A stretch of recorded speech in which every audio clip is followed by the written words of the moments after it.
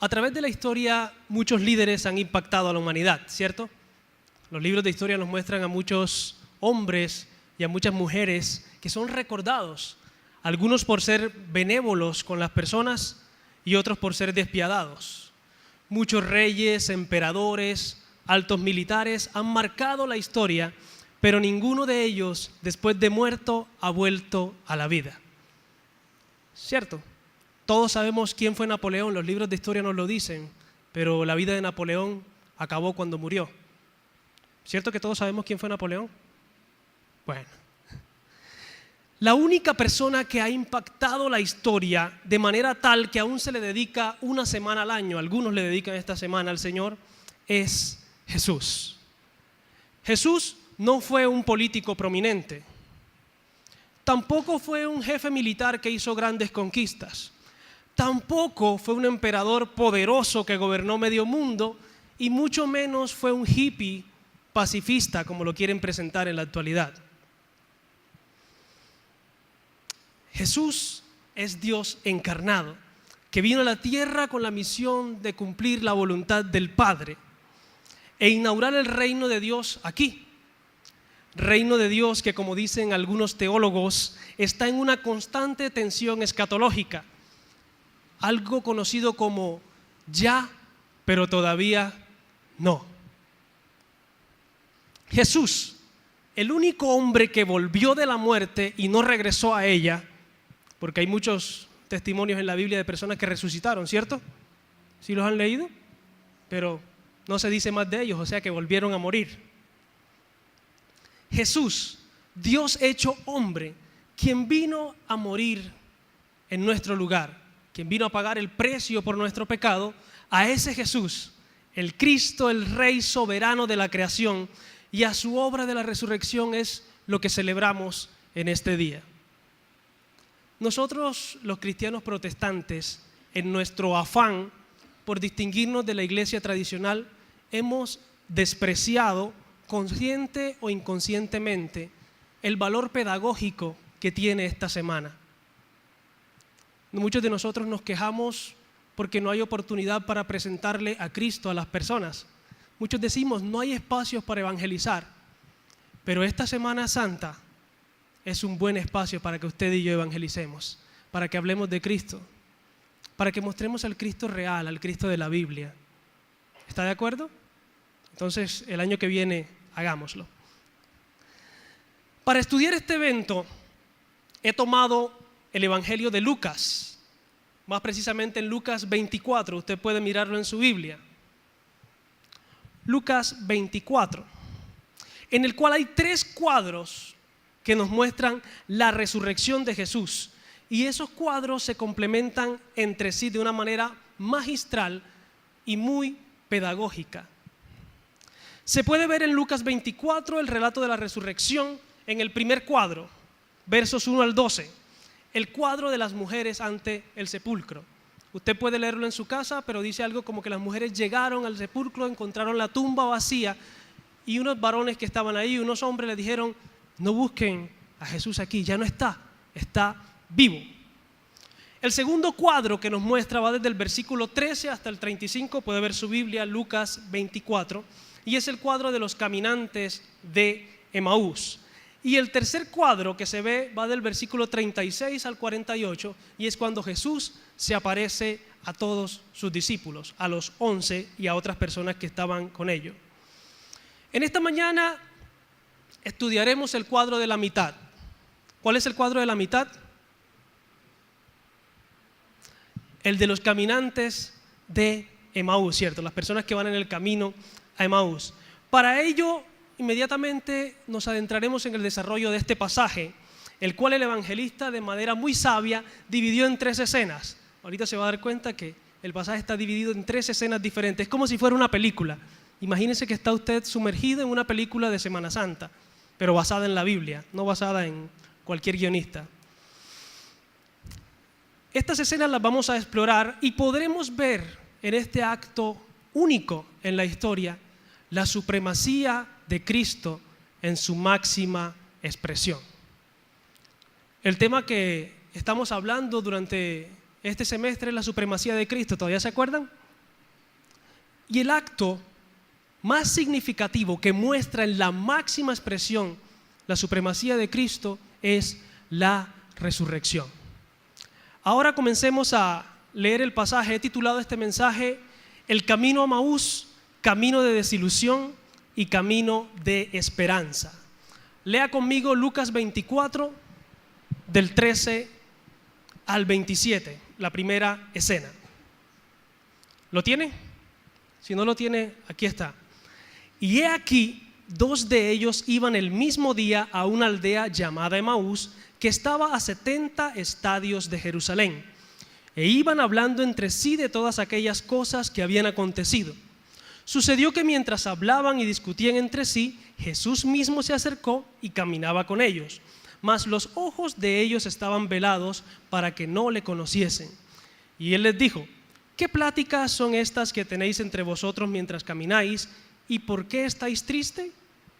Respondió uno de ellos, que se llamaba Cleofas, y le dijo: ¿eres tú el único forastero en Jerusalén que no has sabido las cosas que en ella han acontecido en estos días? Entonces él les dijo: ¿qué cosas? Y ellos le dijeron: de Jesús Nazareno, que fue varón profeta poderoso en obra y en palabra delante de Dios y de todo el pueblo, y cómo le entregaron los principales sacerdotes y nuestros gobernantes a sentencia de muerte y le crucificaron. Pero nosotros esperábamos que Él era el que había de redimir a Israel, y ahora, además de todo esto, hoy ya es el 3er día que esto ha acontecido. Aunque también nos han asombrado unas mujeres de entre nosotros, las que antes del día fueron al sepulcro, y como no hallaron su cuerpo, vinieron diciendo que también habían visto visión de ángeles, quienes dijeron que Él vive. Y fueron algunos de los nuestros al sepulcro y hallaron así como las mujeres habían dicho, pero a Él no le vieron. Entonces Él les dijo: oh insensatos y tardos de corazón para creer todo lo que los profetas han dicho. ¿No era necesario que el Cristo padeciera estas cosas y que entrara en su gloria? Y comenzando desde Moisés y siguiendo por todos los profetas, les declaraba en todas las escrituras lo que de él decían. Entonces, la primera escena relata el viaje emprendido de 2 discípulos. No se nos dicen allí quiénes eran esos discípulos. Se supone que no eran parte de los apóstoles. Más adelante les diré por qué. En esta se produce un encuentro inesperado que cambia la perspectiva de estos hombres. Vamos a mirar en detalle lo que cada parte de esta escena nos quiere enseñar. Dice que ellos descendían ¿de dónde a dónde? ¿De Jerusalén hacia dónde? Hacia Emaús. Dice la versión Reina Valera que estaba a 70 estadios de Jerusalén. Bueno, no, tal vez no entiende lo que quiere decir esa medida, estadia. Pero trayéndolo a nuestro contexto, pueden ser unos 11 kilómetros. Iban bajando unos 11 kilómetros de a pie, y estos discípulos tenían tiempo ¿de qué? De conversar entre ellos. Tal vez estos discípulos se dirigían allá a refugiarse o a volver a sus actividades cotidianas. No sabemos, ¿cierto? Luego de haber perdido las esperanzas por la muerte de Jesús, ellos iban sorprendidos, hablando entre ellos acerca de lo que había acontecido. Póngase usted en este panorama. Usted tiene las expectativas puestas en un líder, en un Mesías que va a cambiar el curso de la historia. Usted vive en un país oprimido por una potencia extranjera y usted tiene toda su esperanza puesta en esa persona. Y usted ve los milagros, ve las señales, ve las maravillas que hace y usted dice: este es. Pero la persona muere. ¿Cómo se sentiría usted? ¿Qué actitud tomaría? Y no me diga que tendría fe para seguir luchando. Nos desilusionaríamos, ¿cierto? Eso fue lo que pasó con estos personajes. Iban desilusionados, tristes, hablando de lo que había sucedido, conversando entre ellos. Una anotación que quiero hacer es una invitación implícita que nos hace la palabra de Dios aquí. ¿Qué iban haciendo estos hombres? ¿Hablando de quién? De Cristo, de lo que había sucedido. Implícitamente la palabra aquí nos hace una invitación a usted y a mí a sostener conversaciones centradas en Cristo. ¿Cómo son nuestras conversaciones cuando estamos con nuestros hermanos? ¿De qué hablamos? Aparte del fútbol, aparte de lo que está sucediendo en el país. Nosotros arreglamos Colombia a cada momento. ¿Hablamos de Cristo en nuestras conversaciones? ¿Están sazonadas de evangelio? Es una pregunta retórica. Sigamos entonces el relato. Verso 15 dice que Jesús mismo se le acercó a ellos y comenzó a caminar con ellos. Usted y yo sabemos que es Jesús, ¿cierto? Ellos no lo sabían. Ellos no lo sabían. ¿Por qué? Porque sus ojos estaban cegados, estaban vedados. No sabemos a ciencia cierta si era la desilusión, la tristeza, la desesperanza la que no les permitió reconocer a Jesús, o si esto fue una estrategia divina para llegar a todo lo que sucede más adelante. Lo que sí se puede decir a ciencia cierta, y que el texto nos lo muestra sin necesidad de especular, era que tenían a Jesús con ellos y no lo reconocían. Tenían a Jesús con ellos y no lo reconocían. En el versículo 17, el forastero, es decir, Jesús, entra en escena haciéndose el que no estaba enterado de nada de lo que había sucedido y que no tenía ni idea de lo que hablaban los hombres. Esta fue la manera de Jesús de entablar la conversación con los caminantes y de romper el hielo y de que estos le hicieran partícipe de esta conversación. Su pregunta se divide en dos. ¿Acerca de qué conversan ustedes y por qué están tristes? Estas preguntas fueron claves para desatar la conversación y toda la escena que sigue adelante. Cleofas es el único discípulo con nombre, ¿cierto? Mire su Biblia, verso 18. Respondió uno de ellos que se llamaba Cleofas. A veces nosotros en la Biblia leemos nombres y leemos descripciones y por no conocer un poco de cómo es el manejo de la Biblia con esto nos perdemos de cosas valiosas. La Biblia no es un libro descriptivo.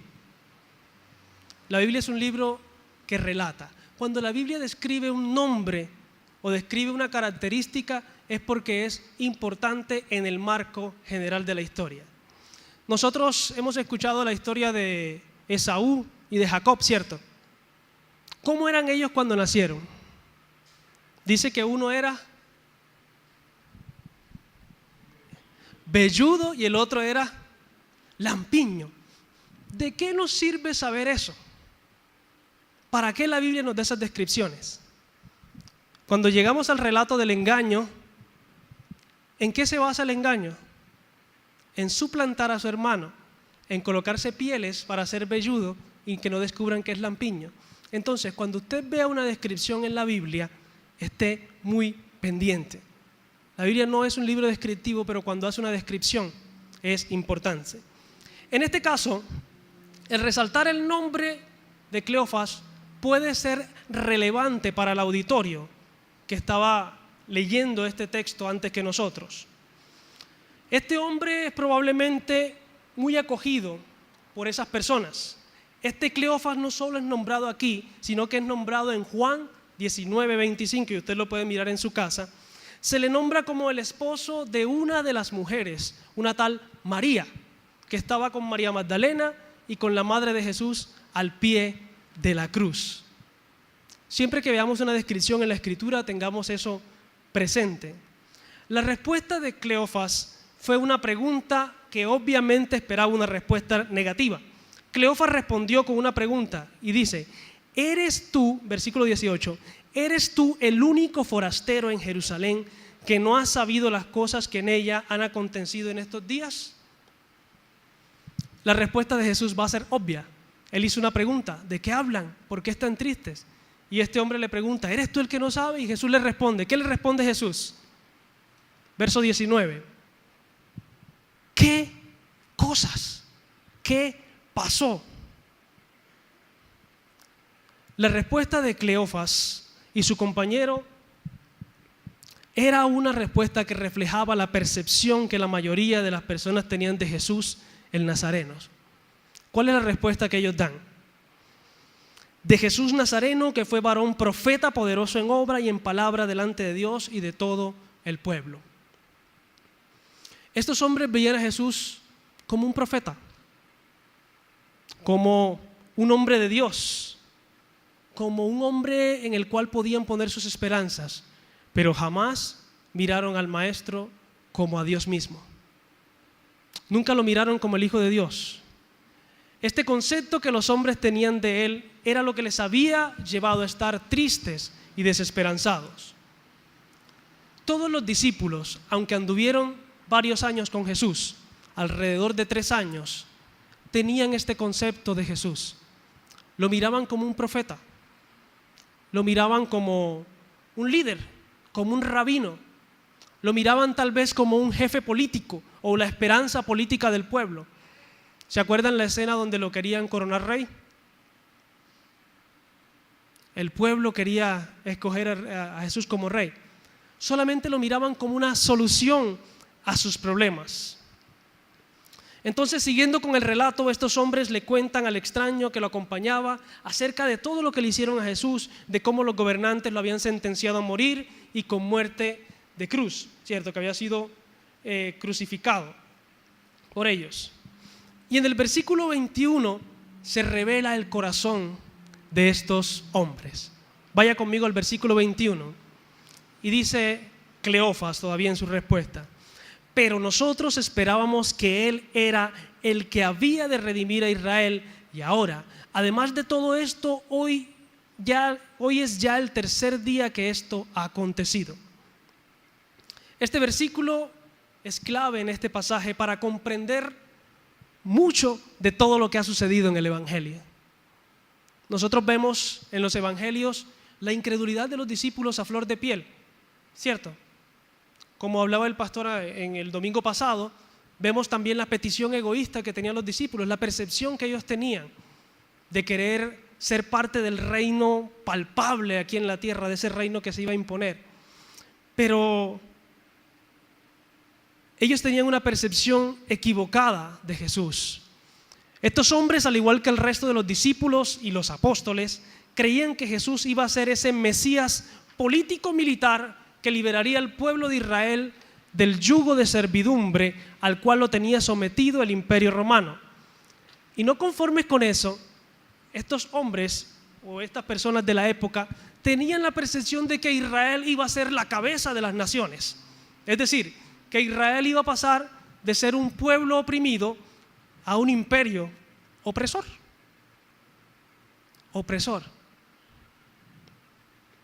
Que Jesús iba a ser ese rey que iba a imponer la supremacía judía sobre todo el mundo conocido, que todos los pueblos se iban a arrodillar y a rendirle tributo a Israel. Esta era la esperanza mesiánica del pueblo de Israel. Y estos hombres tenían sus esperanzas destrozadas, porque como ellos mismos afirmaban, ya era el 3er día que esto había acontecido, que Jesús había muerto y nada. Al usar estas palabras parece que estuvieran trayendo a la memoria lo que les había sido dicho con anticipación, que el Señor iba a resucitar en este día. Pero hasta el momento, nada. Ellos no habían visto nada, no habían palpado con sus manos ni visto con sus ojos que el Señor había resucitado. Créanme que esto no es difícil de comprender. Tal vez nosotros, porque tenemos el panorama completo de la Biblia, condenamos a estos personajes, ¿cierto? Muchos de nosotros ya tenemos el canon completo, o nosotros tenemos el canon completo, y nos atrevemos a condenar a los personajes, los tratamos de ignorantes, que son duros de corazón, duros de cerviz. Pero si usted y yo hubiéramos estado en esa época, hubiéramos actuado igual. Yo he escuchado muchas personas que tal vez con buenas intenciones dicen: me hubiera gustado vivir en la época de Cristo. Yo hubiera sido la segunda mujer que hubiera roto mi frasco de perfume allí. Pero créanme, hubiéramos estado imbuidos en el sentimiento de la época y hubiéramos sido uno de esos que hubiéramos dicho: crucifíquenle, liberen a Barrabás. Tal vez con buenas intenciones lo decimos, pero no pensamos las implicaciones que tenía. Esto no es difícil de comprender. Entonces, su actitud, la actitud de estas personas, se debe a que la muerte y la resurrección no hacía parte de lo que ellos esperaban del oficio del Mesías. Ellos esperaban a un Mesías que llegara, como decía Sarai ahora, no en un burro, en son de paz, sino que llegara a caballo con un ejército se metiera y destruyera toda influencia romana y fuera el rey de ellos. Pero no. Ellos no habían asimilado lo que Jesús había enseñado, lo que había dicho sobre su muerte venidera. Un Mesías que permitiera que las autoridades judías lo atraparan, que permitiera ser entregado a los romanos y ser crucificado antes de comenzar siquiera a organizar operaciones guerrilleras, siquiera antes de empezar una insurrección popular o una guerra abierta. ¿De qué servía? ¿De qué servía un Mesías que no era el protagonista de la película? ¿De qué servía un Mesías que no atacaba a los opresores? Si el Antiguo Testamento profetizaba a un libertador que no moriría, sino que saldría victorioso, Jesús ya estaba descalificado. ¿Por qué? Jesús había muerto. Quiero hacer una anotación antes de seguir con el relato, una anotación pastoral a este texto. Lamentablemente en la actualidad todavía hay muchos que ven a Jesús de esta manera. Tal vez nosotros en algún momento hemos visto a Jesús de esta manera. No lo vemos como Dios, no lo ven como el rey de sus vidas, como el dueño absoluto de su existencia, sino como un boleto de escape para la situación que se está viviendo. Hay muchas personas que dicen: Jesús es mi salvador, Jesús es mi sanador, Jesús es mi proveedor, pero jamás dicen Jesús es mi Señor. Y si lo dicen, no saben el significado de eso. No se acercan a Jesús con el objetivo de rendirle culto, de amarle incondicionalmente y de servirle, sino que le buscan solo para satisfacer sus deseos personales, para servirse de Jesús. Y cuando se dan cuenta que la exigencia de seguir a Cristo es total, es decir, que deben entregar sus vidas por completos, huyen desesperanzados y dicen: nosotros pensábamos que Él era otro tipo de Dios, otro tipo de Mesías. Tal vez nosotros somos los del grupo que tenemos al Señor como sí, el amigo cheverón, el amigo al que nos podemos acercar cuando tenemos dificultades, el amigo al que le oramos religiosamente todos los días y no le prendemos vela porque después no vamos a ser evangélicos. Pero no es el Señor de nuestras vidas. Criticamos a estos hombres y decimos: qué ciegos eran, no veían a ese Jesús, al Rey poderoso. Y nosotros solo simplemente lo vemos como nuestra chequera, como nuestro banco, como nuestro paramédico. Sí, porque he conocido personas que solo se acercan a Jesús cuando están enfermos. Solo se acercan a Jesús cuando necesitan dinero. Solo obedecen y viven una vida de rectitud para intentar doblarle el brazo así al Señor y que el Señor le dé todo lo que necesitan. Esa no es la percepción que usted y yo como sus hijos debemos tener. Amén. Cierro el paréntesis aquí. Sigamos, versículo 22. Entonces los hombres, luego de haberle relatado todo lo que había sucedido con Jesús, comienzan a relatarle lo que se escuchaba en esa mañana. Versículo 22 al 24. Ellos comienzan a relatarle que las mujeres fueron al sepulcro. Ese es el primer cuadro, ¿se acuerdan? Y que Pedro, que también fue al sepulcro, pero no vio al maestro. Y uno va leyendo allí y va viendo que el aire de resurrección se respira en el ambiente. Cuando usted comienza a leer este texto y a comprender lo que dice, usted se mete en la historia y comienza, aunque usted sepa que Él es Jesús, usted comienza a sentir más o menos como esos hombres se podían haber sentido, ¿cierto? Versículo 25 al 27 nos muestra a Jesús interviniendo. Asombrosamente este hombre extranjero, forastero, los regaña. ¿Qué les dice? Oh insensatos y tardos de corazón para creer todo lo que los profetas han dicho. En palabras más actuales les dijo: ustedes son bien estúpidos, son tontos, son duros de la cabeza, son cerrados. No han comprendido lo que los profetas han dicho acerca de Jesús. No han comprendido lo que dijeron acerca de Él. Él los reprende por no relacionar lo dicho por las Escrituras con lo que estaba sucediendo en el momento. Y nosotros desde nuestra cultura podríamos decir, pero tal vez ellos no lo conocían. Sí, eran judíos y todo judío debía tener relación con la Torá y con los profetas. Debía tener relación con la Escritura, porque para ellos, aunque estaban bajo el gobierno de Roma, aunque estaban bajo el gobierno de Herodes, ellos decían que su gobernante era Dios, decían vivir en una teocracia, decían. Entonces, con su característico estilo, el maestro comienza a enseñarles o a recordarles lo que había sido dicho por Moisés y los profetas acerca del Cristo.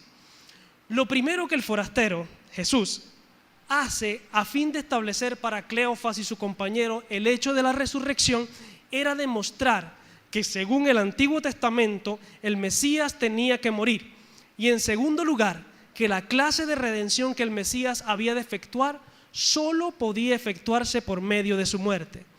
Sus esperanzas de un Mesías victorioso no eran falsas. Cristo es el Mesías victorioso, pero estaban basadas en una lectura muy selectiva del Antiguo Testamento.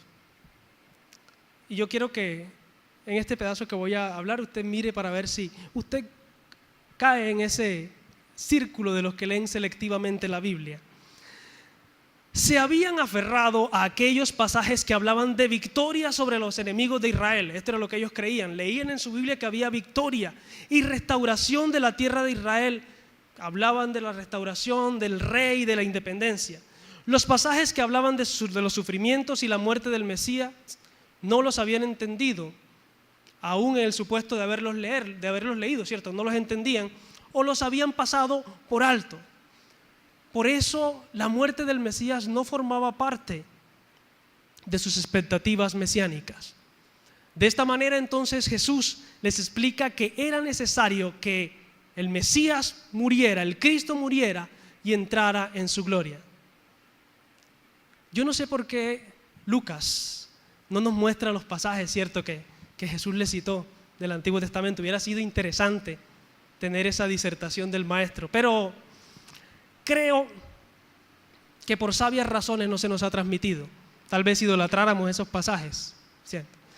Yo quiero que revisemos un poco la Escritura y podamos ver algunos textos del Antiguo Testamento que hacen alusión a Cristo, no solamente como Cristo vencedor, sino como Cristo sufriente.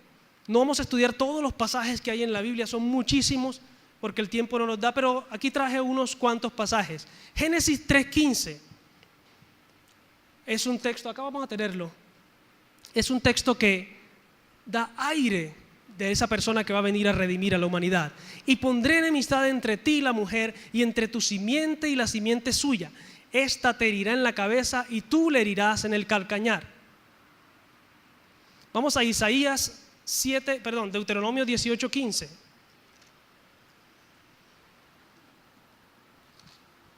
Deuteronomio 18:15. Levantaré profeta de en medio de ti y de tus hermanos, como yo te levantará Jehová tu Dios, a él oiréis. Promesa para el pueblo. Isaías 7:14. Isaías 7:14 también. Por tanto el Señor mismo os dará señal.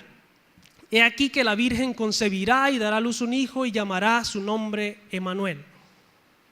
Isaías 9:6. Porque un niño nos es nacido, hijo nos es dado, y el principado sobre su hombro, y se llamará su nombre admirable, consejero, Dios fuerte, Padre eterno, príncipe de paz. Isaías 40:10. He aquí que Jehová el Señor vendrá con poder y su brazo señoreará. He aquí que su recompensa viene con él y su paga delante de su rostro. Verso 11. Como pastor apacentará su rebaño, en su brazo llevará los corderos y en su seno los llevará, pastoreará suavemente a las recién paridas. Isaías 53. Vamos a leer todo este capítulo, que es un capítulo precioso, que muestra una tipificación de los sufrimientos de Cristo.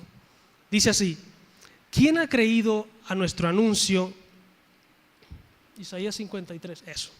¿Quién ha creído a nuestro anuncio y sobre quién se ha manifestado el brazo de Jehová? Subirá cual renuevo delante de él y como raíz de tierra seca, no hay parecer en él ni hermosura. Le veremos más inatractivo para que le deseemos. Despreciado y desechado entre los hombres, varón de dolores, experimentado en quebranto, y como que escondimos de él el rostro, fue menospreciado y no lo estimamos. Ciertamente llevó él nuestras enfermedades y sufrió nuestros dolores, y nosotros le tuvimos por azotado, por herido de Dios y abatido. Mas él herido fue por nuestras rebeliones, molido por nuestros pecados. El castigo de nuestra paz fue sobre él, y por su llaga fuimos nosotros curados. Todos nosotros nos descarriamos como ovejas, cada cual se apartó por su camino, mas Jehová cargó en él el pecado de todos nosotros. Angustiado él y afligido, no abrió su boca. Como cordero fue llevado al matadero, y como oveja delante de sus trasquiladores, enmudeció y no abrió su boca. Por cárcel y por juicio fue quitado, y su generación, ¿quién la contará? Porque fue cortado de la tierra de los vivientes, y por la rebelión de mi pueblo fue herido. Y se dispuso con los impíos su sepultura, mas con los ricos fue en su muerte, aunque nunca hizo maldad, ni hubo engaño en su boca. Con todo eso Jehová quiso quebrantarlo, sujetándole a padecimiento. Cuando haya puesto su vida en expiación por el pecado, verá linaje, vivirá por largos días, y la voluntad de Jehová será en su mano prosperada. Verá el fruto de la aflicción de su alma y quedará satisfecho. Por su conocimiento justificará a mi siervo justo a muchos y llevará las iniquidades de ellos. Por tanto yo le daré parte con los grandes y con los fuertes repartirá despojos. Pero cuando derramó su vida hasta la muerte y fue contado, pero por cuanto derramó su vida hasta la muerte y fue contado con los pecadores, habiendo él llevado el pecado y orado por los transgresores. Ezequiel 34:23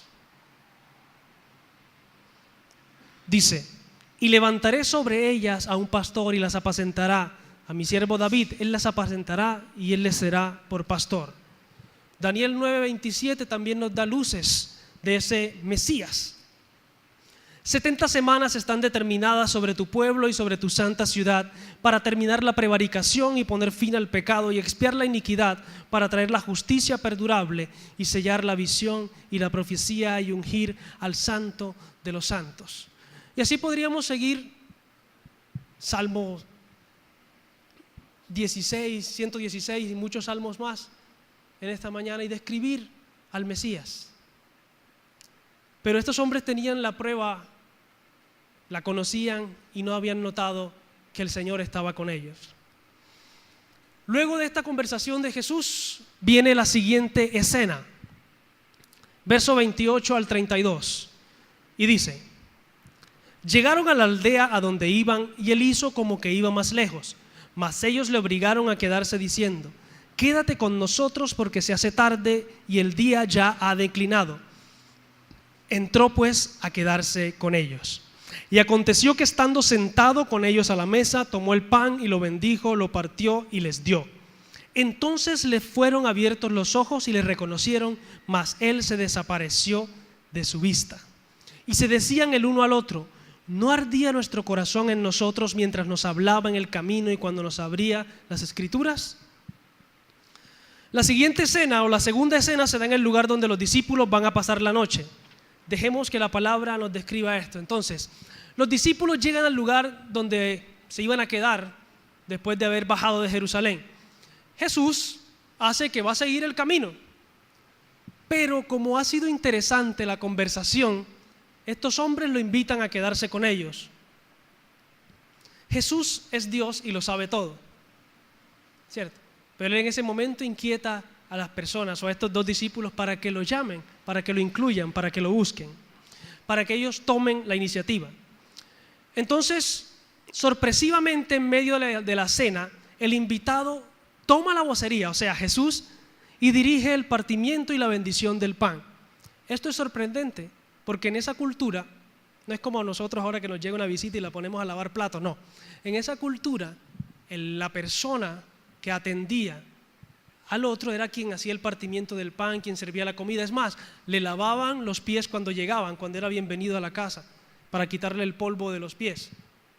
Así que Jesús tomó la vocería y él, como si fuera la persona que está hospedando, el hospedador, tomó y partió el pan. Algunos estudiosos dicen que estos hombres se acordaron porque así fue la cena de Jesús. Pero en los relatos de la cena de Jesús, estos dos hombres no estaban, así que descartemos esa posibilidad. Hay otra hipótesis de por qué esos hombres, usted sabe que los teólogos se dedican a buscar esos detallitos, ¿cierto? A buscar esos detalles, se da una mala vida con esos detalles que nos sirven a nosotros para comprender la palabra. Otra hipótesis dice que Jesús tenía una manera particular de partir el pan. Y esto fue lo que hizo reaccionar a los dos discípulos. Sea cual sea la hipótesis acertada, estos hombres reconocieron a Jesús. Estos hombres reconocieron a su maestro. Estos hombres reconocieron a aquel que les había estado enseñando por mucho tiempo.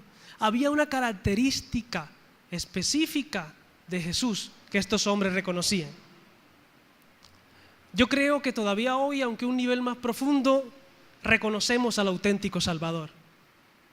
Los hijos de Dios reconocemos al auténtico Salvador. Por más modas que se metan dentro de la iglesia, por más doctrinas que hayan, porque hay una proliferación de doctrina tremenda, nosotros reconocemos cuál es nuestro Salvador, quién es Jesús. No el Jesús desfigurado que nos vende, sino el Jesús que nos muestra la Escritura. ¿Cierto? ¿Tenemos ese concepto de Jesús claro? Sigamos. En este momento entonces, cuando Jesús parte el pan, los ojos de los hombres fueron abiertos y reconocieron que quien había estado en todo el camino con ellos había sido Jesús. Imagínense eso. Nosotros estamos allí, usted y yo, compartiendo y nos damos cuenta, es nuestro maestro, y cuando volteamos a ver es nuestro maestro, ¡pum!, se fue. Desapareció de su vista, no estaba. Estas palabras de desaparecer de su vista, de entrar a puertas cerradas y todo, nos da a entender claramente que el cuerpo de Jesús, después de la resurrección, aunque era un cuerpo de carne y hueso, podía aparecer y desaparecer de un modo que no podemos explicar. Muchos han tomado esto para decir que Jesús era un fantasma, pero la misma Escritura debate esto. Cuando el episodio de Tomás, ¿qué le dice el Señor a Tomás? ¿Sí lo han leído? Mete tu mano en la llaga, aquí en mi costado. Es carne, ¿cierto?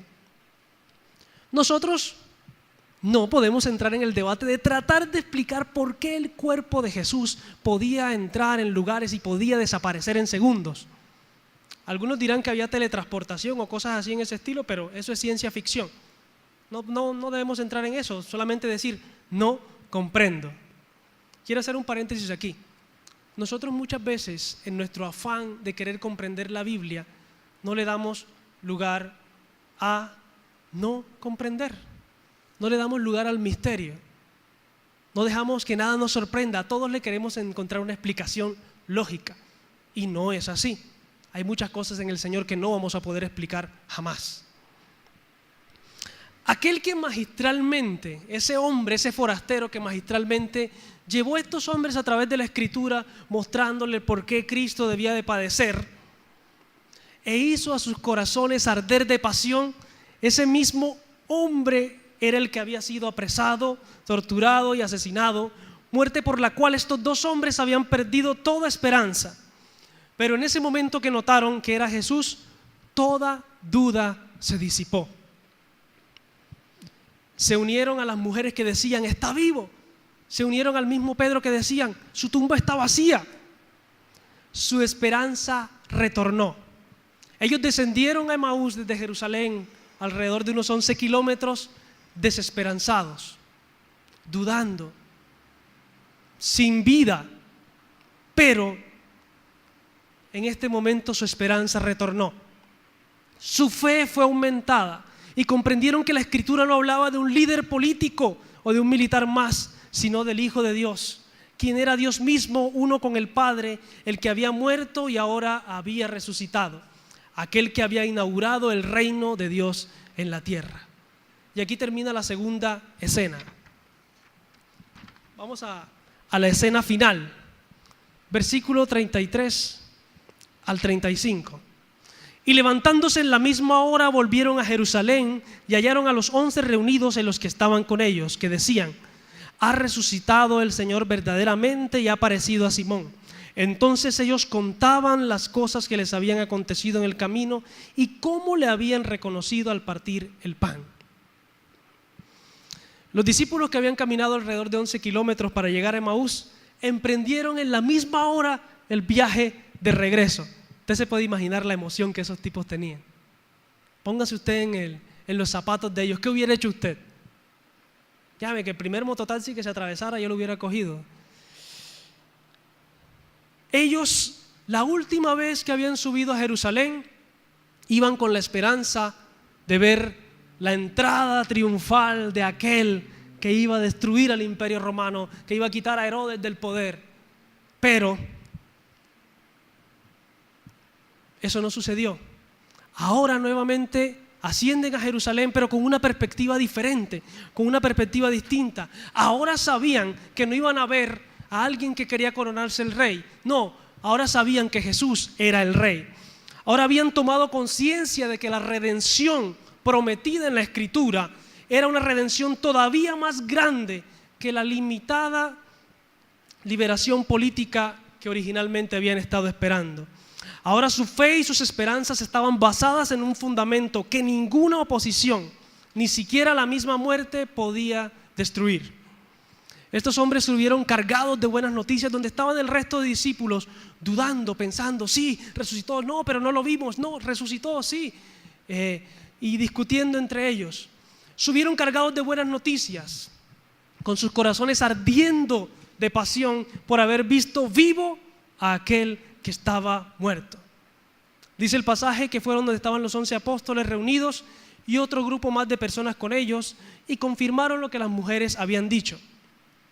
Como aprendimos el domingo pasado, el testimonio de las mujeres en esa época no era muy bien recibido, que digamos, y a veces en la actualidad tampoco, lamentablemente. Quiero hacer una anotación para terminar, y es la actitud del mismo Jesús.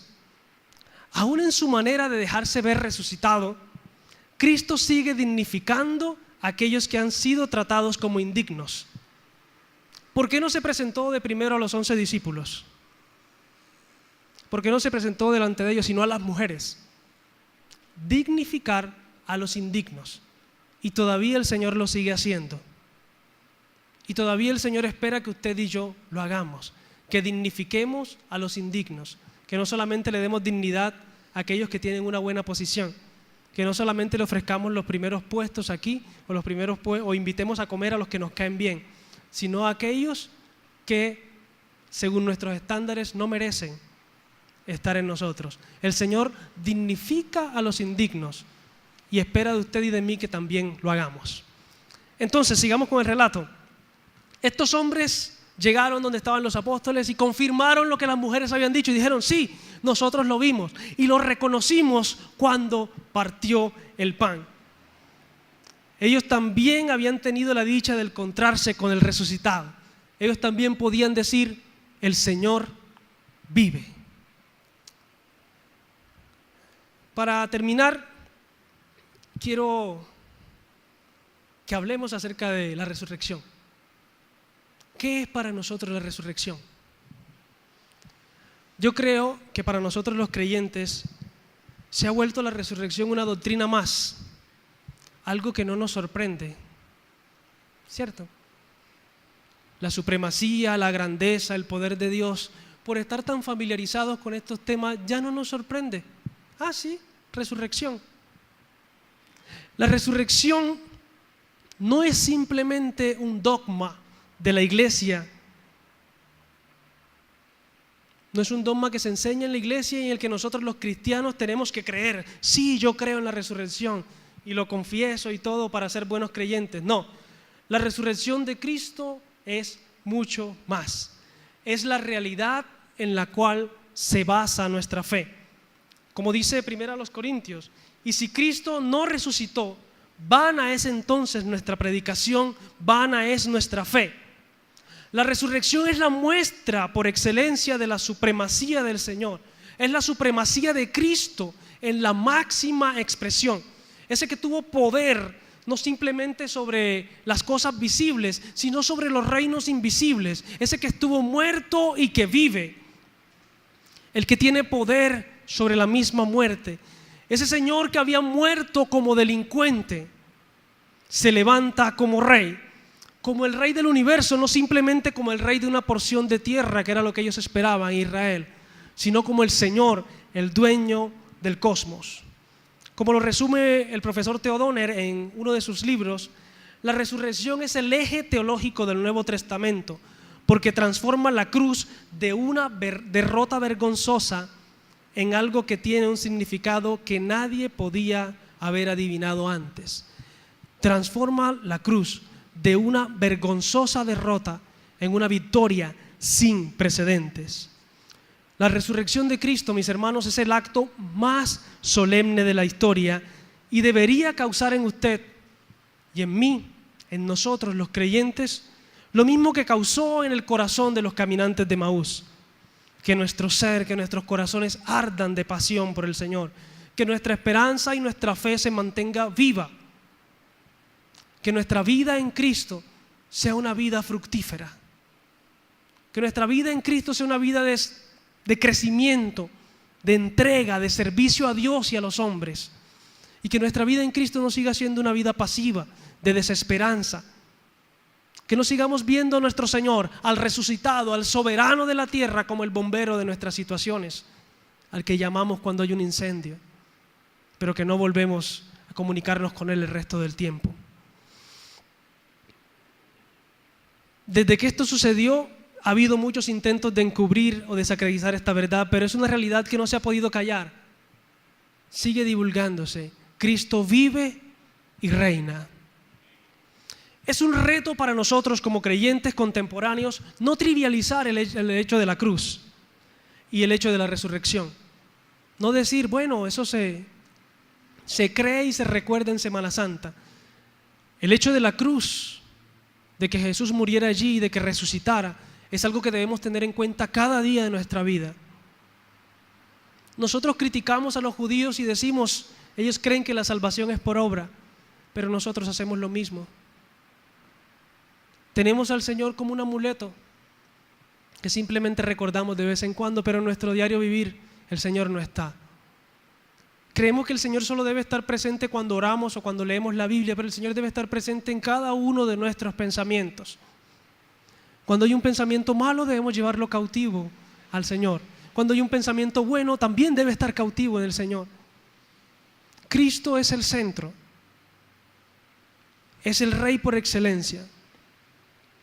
Aún en el mar de voces que se levantan actualmente, en esa lluvia de ideas y de doctrinas que hay, en ese ataque mediático que hay para que nosotros caigamos en la sociedad del entretenimiento y del consumo, debemos tener en claro que nuestra fe y nuestra esperanza deben seguir puestas en aquel que soportó la cruz, en aquel que se entregó hasta morir y que al tercer día resucitó de entre los muertos.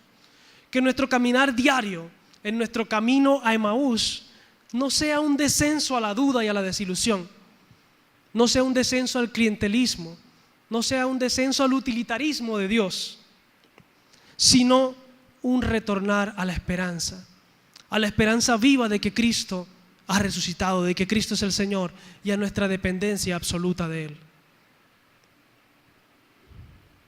Que la verdad de que Cristo resucitó y que es el soberano del universo nos ayuden a fortalecer nuestra fe y a vivir una vida esperanzada, sabiendo que el reino de los cielos ya está en la tierra, pero que todavía no ha tenido su manifestación gloriosa, la cual anhelamos todos los que decimos junto con el apóstol, sí, ven, Señor Jesús.